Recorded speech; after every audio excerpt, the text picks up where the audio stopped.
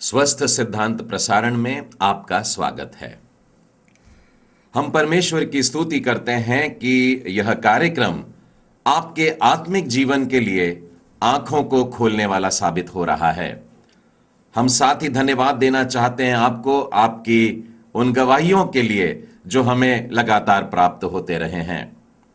आपसे एक निवेदन भी करना चाहते हैं कि आप उन हजारों हजार लोगों के लिए भी प्रार्थना करते रहें जो झूठी शिक्षा की बाढ़ से बचकर अपने आप को परमेश्वर के सत्य वचन और उसके खरे उपदेश पर स्थिर रहना चाहते हैं। साथ ही हम निवेदन करते हैं कि आप इस कार्यक्रम के लिए प्रसारण के कारण जो खर्चा आता है उसके लिए भी अपनी प्रार्थनाओं में स्मरण रखें। इन दिनों में हम बाइबल मनन कैसे नहीं करना है इस विषय पर मनन कर रहे हैं और अब तक हम लोगों ने इस विषय पर 6 पाठ पढ़ चुके हैं। हम उन बातों को याद कर लेंगे। Till now we have studied 6 lessons on how not to meditate. Lesson number 1, do not neglect any portion of the scripture. Bible के किसी भी अंश की उपेक्षा न करें। हमें पूरी बाइबल को पढ़ना है, पूरी बाइबल को मनन करना है और अपने जीवन में उसे लेना है। हम किसी भी बात को अनदेखा नहीं कर सकते, छोड़ नहीं सकते हैं। अपने जीवन के लिए पूरा भोजन आवश्यक है ताकि उस पोषण के द्वारा हमारा आत्मिक जीवन स्वस्थ रहे। Lesson number 2, do not rush through your meditations. जब आप मनन करते हैं तो जल्दबाजी बिल्कुल ना करें। हम जानते हैं कि प्रत्येक बात के लिए समय लगता है। बाइबल को पढ़कर उसके अंदर की जानकारी को अपने दिमाग में भर लेना काफी नहीं होता है। आवश्यकता इस बात की है कि परमेश्वर के वचन के द्वारा जो संदेश प्रभु हमें देना चाहते हैं उसको भी अपने मन में ग्रहण करें और इसके लिए समय लगता है। Lesson number 3, do not be lazy while studying the Bible. जब आप बाइबल मनन कर रहे हैं तो आलस बिल्कुल भी ना करें। निश्चय हमें बाइबल मनन वैसे ही मेहनत से करना है जैसे हम अपनी बाकी पढ़ाई के लिए करते हैं, वरन मैं कहना चाहूंगा उससे भी हटके करना होगा। परमेश्वर के वचन का अध्ययन करने के लिए बहुत से साधनों के बारे में भी मैंने आपसे कहा है, आप उन सब का भी उपयोग कर सकते हैं। Lesson number 4, do not depend solely on your intellect. Bible मनन करते समय मात्र अपनी ही बुद्धि पर निर्भर न रहें। बाइबल पढ़ते समय, यूं कहिए बाइबल खोलने के भी पहले परमेश्वर से प्रार्थना करें कि हे परमेश्वर मेरी आंखों को खोल दे कि मैं तेरे अद्भुत शब्दों के बड़े भेद की बातों को भी देख सकूं। हम स्वयं बाइबल को पढ़ें और दूसरों की सहायता से भी परमेश्वर के वचनों को सीख सकते हैं। Lesson number 5, do not ignore the context of the Bible text. Bible पद के संदर्भों की उपेक्षा बिल्कुल भी ना करें। इसके अंतर्गत हमने सीखा था कि हम संदर्भ से लगे रहने के लिए उस शास्त्र भाग में 5 प्रश्न पूछ सकते हैं कि यह बात कौन कह रहा है, किससे कह रहा है, यह किसके बारे में कह रहा है, यह कब कहा गया, ये कहां कहा गया और ये क्यों कहा गया। यदि इन 5 प्रश्नों का उत्तर लेकर के हम हर एक शास्त्र भाग पढ़ेंगे तो हम उसके सबसे सही अर्थ से लिपटे रहेंगे। Last time we had studied the 6th lesson, do not place your experiences about the scriptures. अपने अनुभवों को परमेश्वर के पवित्र वचन के ऊपर स्थान न दें। निश्चय अपने अनुभवों को हमें जांचना है कि यह बाइबल आधारित है या नहीं। अपने अनुभवों को साबित नहीं करना है कि हमने जो देखा, हमने जो दर्शन पाया, हमने जो स्वप्न देखा, यह बाइबल में देखो किस तरीके से है, परंतु बाइबल क्या बताती है उसके अनुसार हमारा जीवन होना चाहिए। मेरे मित्रों, लगातार इन पाठों को अपने जीवन में अभ्यास करते रहें ताकि इस खरे उपदेश पर, इस सुधारने वाली शिक्षा पर हम स्थापित हो सकें। आज हम लोग 7वें पाठ की तरफ बढ़ रहे हैं। Today we are going to study the 7th lesson. Do not probe into secret things. गुप्त बातों की जांच पड़ताल न करें।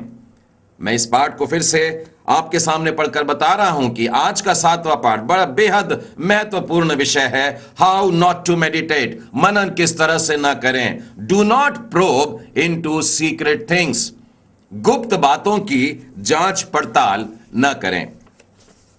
मेरे मित्रों, बाइबल में ऐसी कई बातें हैं जो बहुत थोड़े से वर्णन की दी गई हैं, उनके बारे में अच्छे से समझाया नहीं गया है। और साथ ही हमें यह बात स्मरण करना है कि इन्हीं बातों में झांकने के लिए मना भी किया गया है। इस बात को और थोड़ा स्पष्ट कहता हूं, ध्यान से सुनिएगा। बाइबल में कुछ ऐसे विषय हैं, कुछ ऐसी बातें हैं, कुछ ऐसी घटनाएं हैं जिसके लिए बहुत सीमित वर्णन किया गया है। कहीं कहीं कुछ बातों का मात्र जिक्र किया गया है, लेकिन उनको विस्तार से समझाया नहीं गया है। और बाइबल हमसे कहती है कि जो बातें परमेश्वर ने रहस्य रखा है, गुप्त रखा है, उनको वैसे ही रहने दिया जाए। मैं बाइबल में से आपको वो नियम बताता हूं। उम्मीद करता हूं आपने अपनी बाइबल को खुला रखा है। साथ में खोलिएगा व्यवस्था विवरण की पुस्तक और उसका 29वां अध्याय और उसका 29वां वचन। यह नियम आपको याद करने के लिए बेहद आसानी हो जाएगी।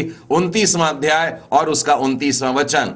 व्यवस्था विवरण 29 में लिखा है, गुप्त बातें हमारे परमेश्वर यहोवा के वश में हैं। गुप्त बातें परमेश्वर यहोवा के वश में हैं, परंतु जो प्रकट की गई हैं वे सदा के लिए हमारे और हमारे वंश के वश में रहेंगी। ये बाइबल का एक अद्भुत नियम है मेरे मित्रों, इसे बिल्कुल बांध करके रख लें और उन बातों के विषय में चिंता न करें जिनको परमेश्वर ने गुप्त रखा है। गुप्त बातें परमेश्वर के वश में हैं और जो बातों का खुलासा किया गया है वो हमारे लिए है, हमारे बच्चों के लिए, हमारे वंश के लिए, सदा काल के लिए दे दिया गया है। मेरे मित्रों, जहां पर बाइबल रुक जाती है हमें भी बिल्कुल वहीं पर रुक जाना चाहिए। जहां पर बाइबल खामोश हो जाती है वहां पर हम भी खामोश हो जाना चाहिए। बाइबल जहां थम जाती है वहां हमें भी थम जाने की आवश्यकता है। इस बात में कोई शक नहीं कि परमेश्वर की वचन के भूख और प्यास को लेकर के प्रतिदिन का जीवन जीना है, लेकिन इसका यह मतलब नहीं है कि हम उस उत्सुकता को लेकर, उस जिज्ञासा को लेकर जिन बातों के लिए परमेश्वर ने मना किया है उन्हीं बातों को ढूंढने के लिए अपना दिन बिताते हैं। हम जानते हैं मेरे मित्रों, मनुष्य की इस प्रकार की जिज्ञासा कि मना किए हुए बातों के पीछे जब वो भागता है तो अपने लिए मुसीबत को लेकर के आ जाता है। अदन की बारी में कुछ इसी प्रकार से हुआ। परमेश्वर ने सुंदर सा अदन का बगीचा बनाया था और इस अदन के बाग में उसने हजारों हजार ऐसे वृक्ष रखे थे जिसमें फलदायी वृक्ष लगते थे। यदि आदम, मेरी समझ में, रोज एक नया फल खाता तो 1000 साल भी हो जाते तो वो हर वृक्ष का फल पूरा भी नहीं चख पाता। रोज रोज भी एक नया खाते रहता, लेकिन जिस फल को खाने के लिए मना किया था उसी वृक्ष को जाकर के पकड़ लिया, उसी फल को जाकर के खा लिया, उसी एक को जिसके लिए मना किया गया था। यह जिज्ञासा बड़ी बुरी साबित हुई और मनुष्य जाति के ऊपर एक बड़ा भयानक न्याय हुआ और वो परमेश्वर के पास से, उसकी संगति से दूर कर दिया गया।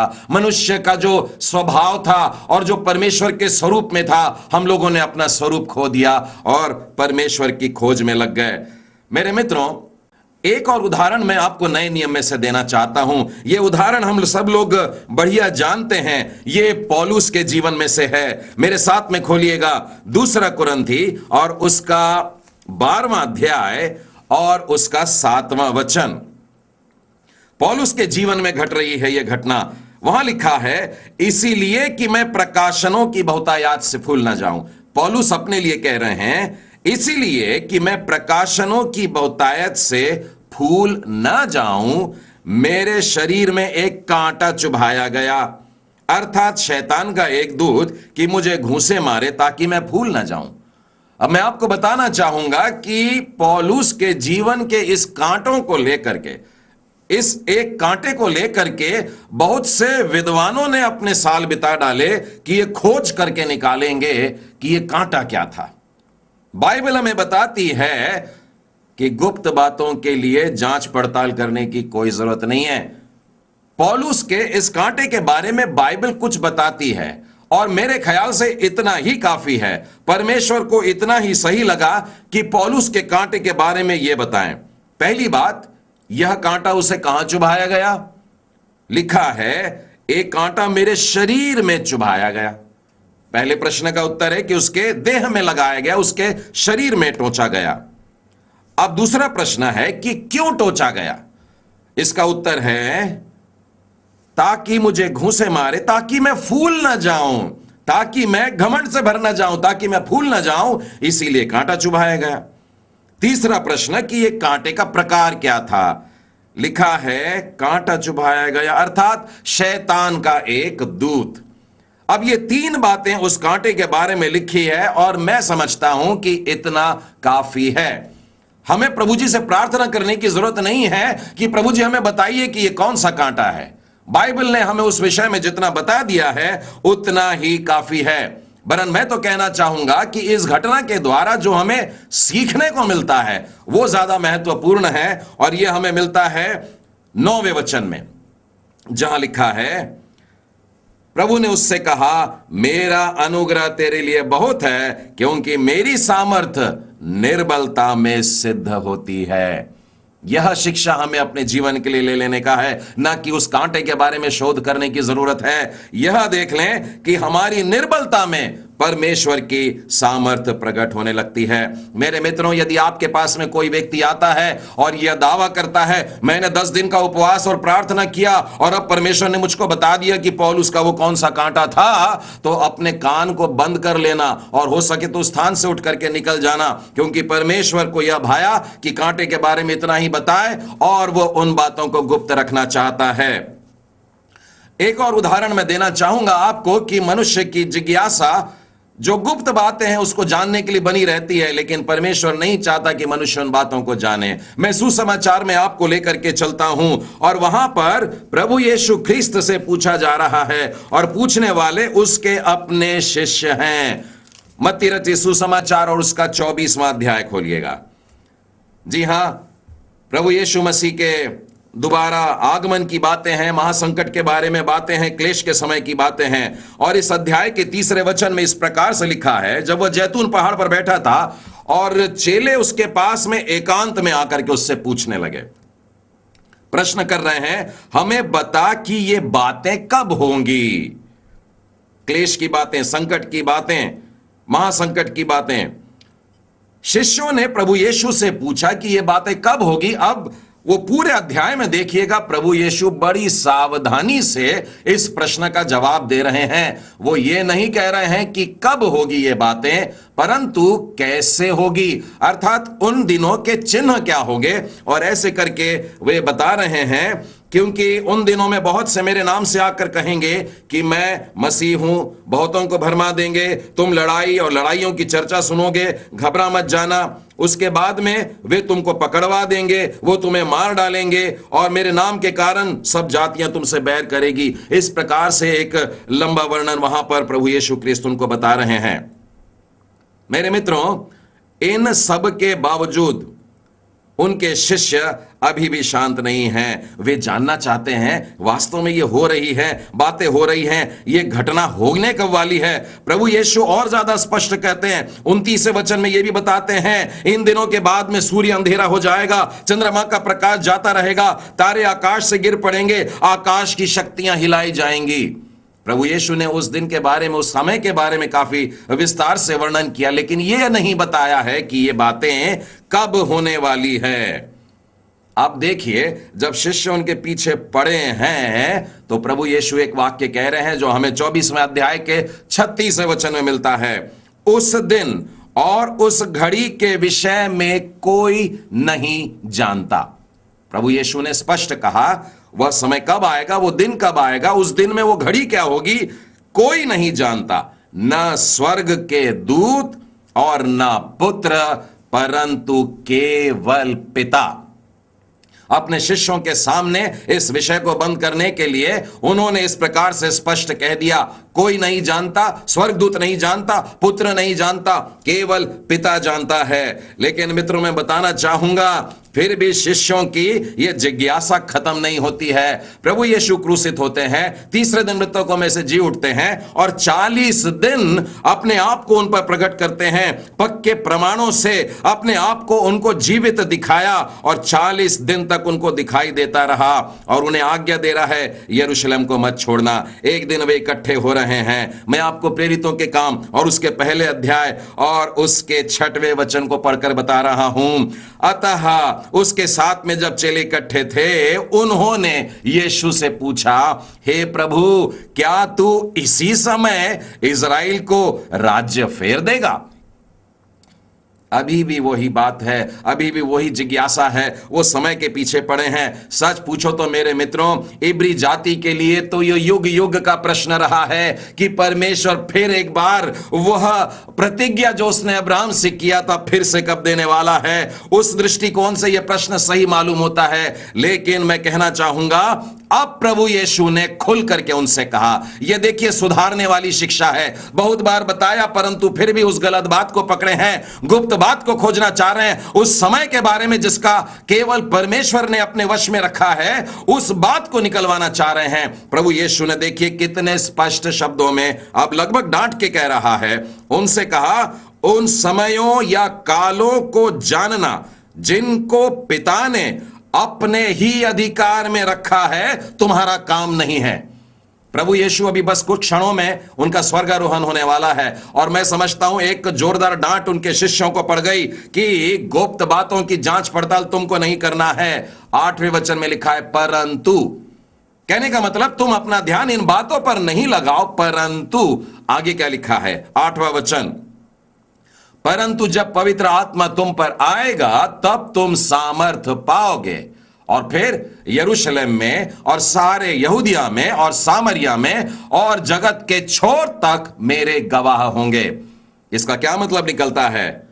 यह कि तुम्हारा लक्ष्य क्या है, तुम किस ओर देख रहे हो, तुमको क्या काम सौंपा गया है। प्रभु यीशु ने कहा, मेरे पिता ने मुझे काम सौंपा और उसे मैं करता हूं, और जो काम तुम्हें सौंपा जा रहा है उसे तुम्हें करना है और तुम्हें उस बात की जांच पड़ताल नहीं करना है जो पिता ने अपने वश में रखा है। वो गुप्त है, वो रहस्य है और उसी के पास रहेगा। परंतु तुम्हें यह काम दिया जा रहा है कि तुम जाओ और जगत को सुसमाचार सुनाओ।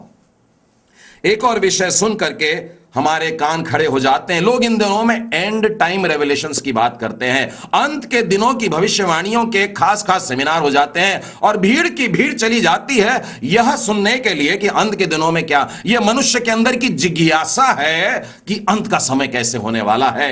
मेरे मित्रों, अंत के दिनों के जो प्रकाशन है यह वास्तव में बाइबल का शब्द है। एंड टाइम रेवलेशन यह बाइबल का शब्द है, लेकिन लोगों ने इसके अर्थ को बदल डाला है और उसके कारण मुसीबत है, उसके कारण परेशानी है।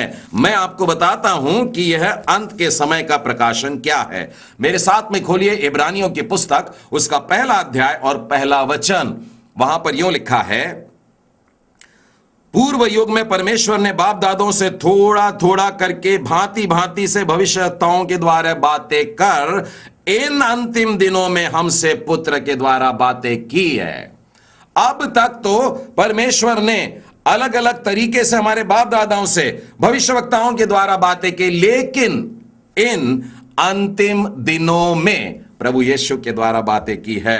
मेरे मित्रों, परमेश्वर पिता का जो अंतिम दिनों का प्रकाशन है वो प्रभु यीशु ख्रिस्त है। प्रभु यीशु ख्रिस्त ही है वो आखिरी प्रकाशन, प्रभु यीशु ख्रिस्त ही है वो महान प्रकाशन, प्रभु यीशु ख्रिस्त ही है प्रकाशनों का प्रकाशन। एक बार प्रभु यीशु ख्रिस्त ने पूछा, लोग मेरे बारे में क्या कहते हैं, और उसके बारे में लोगों का बताया गया कि क्या क्या सोचते हैं। लेकिन प्रभु यीशु ने बोला कि तुम मेरे बारे में क्या सोचते हो वो बताओ। तब उनके शिष्यों में से शिमोन ने कहा, तू जीवते परमेश्वर का पुत्र मसीह है। मत्ती के 16वें अध्याय 16 वचन में मिलता है।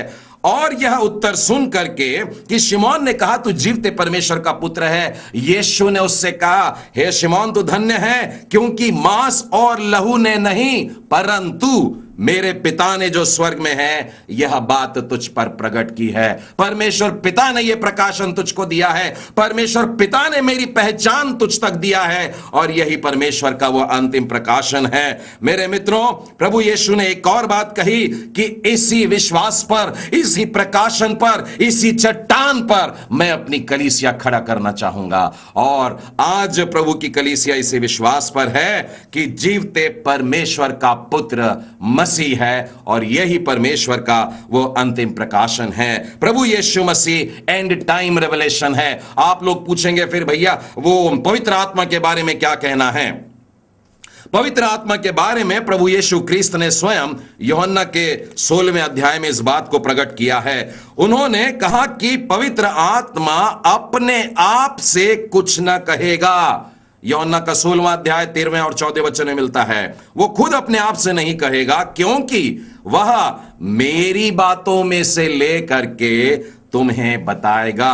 इन बातों से स्पष्ट होता है मेरे मित्रों कि जिस एंड टाइम रेवलेशन की बात कर रहे हैं वो प्रभु यीशु ख्रीस्त ही है। इसी के साथ साथ अंतिम दिन के प्रकाशन के विषय में एक और बात मैं आप लोगों को बताना चाहूंगा।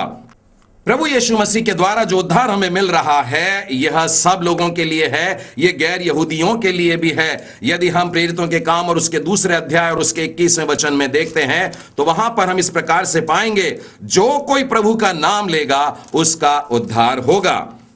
इसको ज्यादा स्पष्ट तरीके से मैं आपको इफिसियों की पत्री में से बताता हूं। इफिसियों की पत्री और उसका 3रा अध्याय, और वहां पर इस प्रकार से 5वें वचन में लिखा है, जो अन्य समयों में मनुष्य के संतानों को नहीं बताया गया था, जैसा कि आत्मा के द्वारा अब उसके पवित्र लोगों और भविष्यवक्ताओं पर प्रकट किया गया है। कुछ बात थी जो छुपाई गई थी, लेकिन अब इन अंतिम दिनों में प्रकट की जा रही है। वो कौन सी भेद की बात है, वो कौन सी गुप्त बात है, वो कौन सा ऐसा एंड टाइम रेवलेशन है? अब देखिए 6वें वचन में लिखा है, अर्थात यह कि मसीह यीशु में सुसमाचार के द्वारा अन्य जातीय लोग मिरास में साझी और एक ही देह के और प्रतिज्ञा के भागी हैं। पहले लोग समझते थे उद्धार यहूदियों में से है, उद्धार यहूदियों का है और बाकी संसार के लिए नहीं है, लेकिन यह अंतिम दिन का प्रकाशन है कि उद्धार सारे जगत के लिए है। सब के सब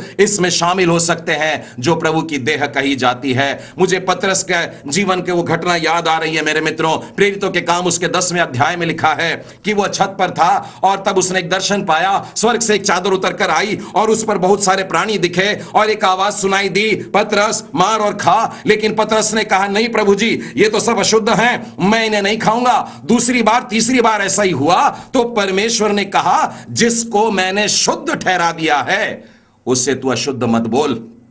और फिर इसके बाद की घटना को हम जानते हैं। अन्य जातियों की बस्ती में शिमोन पतरस जाता है और वहां जाकर के सुसमाचार सुनाता है। और वहां जब सुसमाचार सुनाता है, बाइबल कहती है कि जब वो वचन बांट ही रहा था, पवित्र आत्मा उन पर उतर करके आ गया। अन्य जातियों में भी पवित्र आत्मा का दान मिल गया। उसके बाद उन्होंने बपतिस्मा भी लिया और इस प्रकार से परमेश्वर के परिवार में ये परमेश्वर की संतान बनने के लिए खड़े हो गए। ये है वही एंड टाइम रेवलेशन मेरे मित्रों, अंत के दिन की भविष्यवाणी कि उद्धार का आनंद सब लोगों के लिए है। ऐसा ना सोचे कि परमेश्वर पहले कुछ बताना भूल गया था, अभी उसे अचानक याद आया और इसलिए बता रहा है। परमेश्वर के पास कुछ भी अधूरा नहीं। अगर कुछ अधूरा है तो वह हमारे पास में है। हमारा ज्ञान अधूरा है, हमारी भविष्यवाणी अधूरी है, परंतु जब सर्वसिद्ध आएगा तभी अधूरा मिट जाएगा। परमेश्वर का ख्रिस्त जब आएगा तो वो एक नई पृथ्वी और नया स्वर्ग स्थापित करेगा। आज मुझे और आपको बाइबल में दी गई बातों से ज्यादा और खोजने की जरूरत नहीं है कि स्वर्ग में क्या होगा, कैसे होगा। कोई व्यक्ति आपके पास में आ जाए और आपसे कहे मैं स्वर्ग होकर के आ रहा हूं, तो पागलों जैसे उसके पीछे मत चल पड़ना।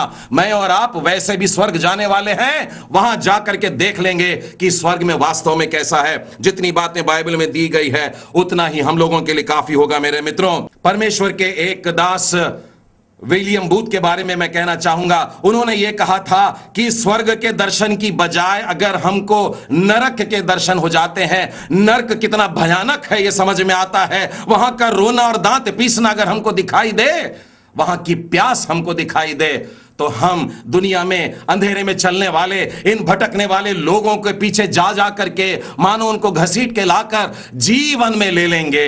यह जरूरी है कि स्वर्ग से ज्यादा हम लोग नरक के दर्शन के खोजी हो जाएं, ताकि लोगों को बचा सकें उस अंधकार से, उस पीड़ा से। निश्चय मेरे मित्रों, परमेश्वर का वचन फिर एक बार आपके सामने कहता हूं, मनन कैसे ना करें, how not to meditate, do not probe into the secret things. जो बातें गुप्त रखी गई हैं, उन बातों की जांच पड़ताल बिल्कुल भी ना करें।